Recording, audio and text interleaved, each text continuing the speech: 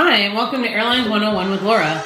Today we're taking a trip back in time to 1970, and we're looking at the movie Airport, which is one of my very favorite movies about airliners of all time. So if you haven't watched it, you need to go watch it.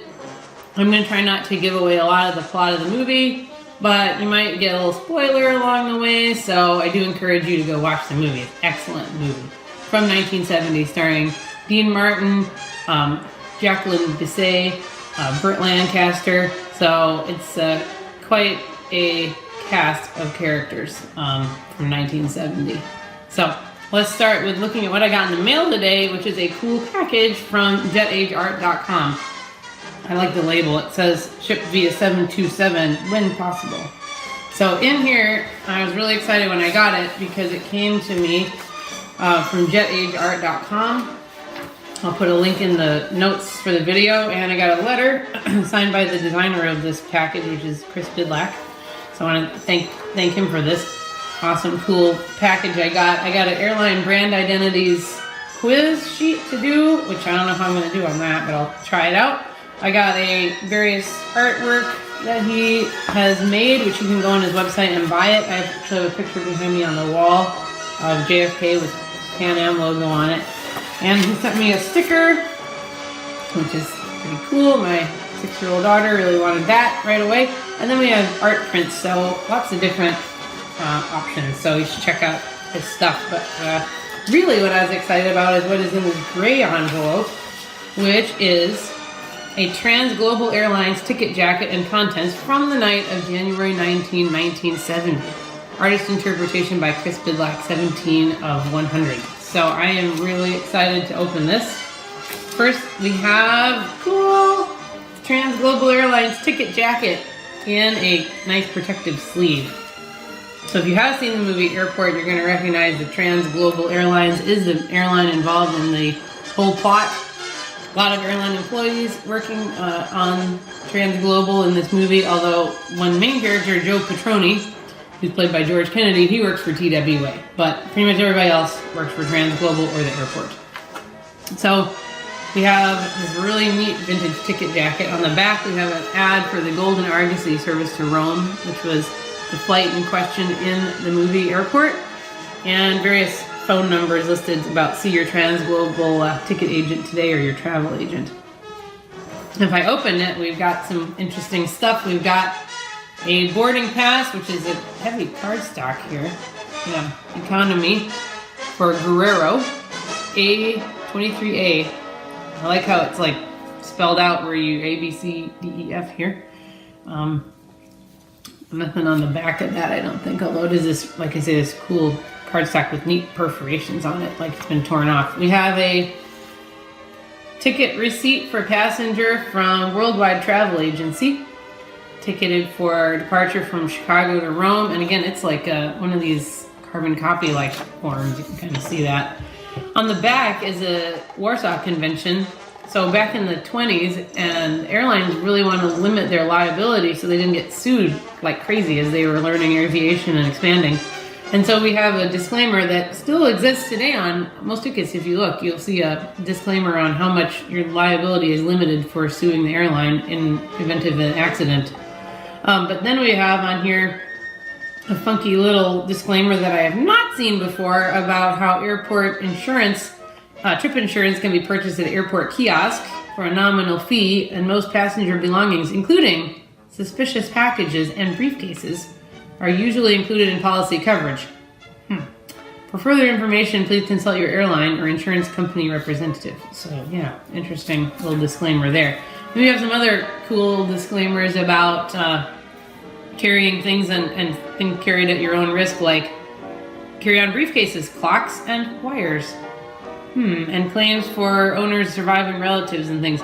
Honestly, airline back then would probably not want to imply that things are maybe going to explode or blow up, or people are going to be surviving passengers or surviving relatives. But hey, that's all right. I get the throwback here. I get it. You have to read the book, which is by Arthur Haley, or watch the movie to get more about that. Okay, so we have this old type paper clip, interestingly. I have a trip insurance receipt from Great Lakes Fidelity, which promises peace of mind for the jet age traveler. See that, is made out to D.O. Guerrero's wife. Her name in the book was Inez. And it says that it is void for Great Lakes Fidelity Corporation customers carrying explosive devices in carry-on or checked baggage. Have to keep that in mind. I don't know that Mr. D.O. Guerrero read all the disclaimers on this one.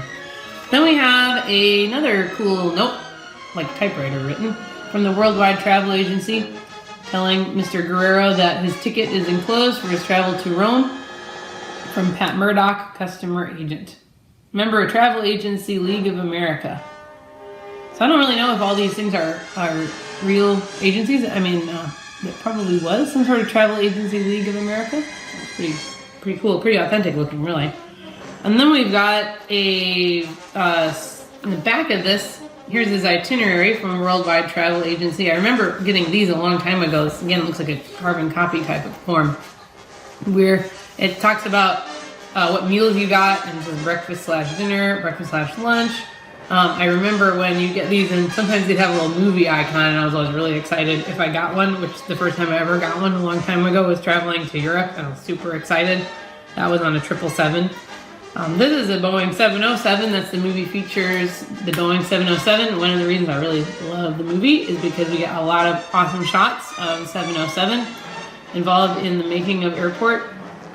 And you can see the dates on here and his address. No, his address is not on here, but it's traveling economy.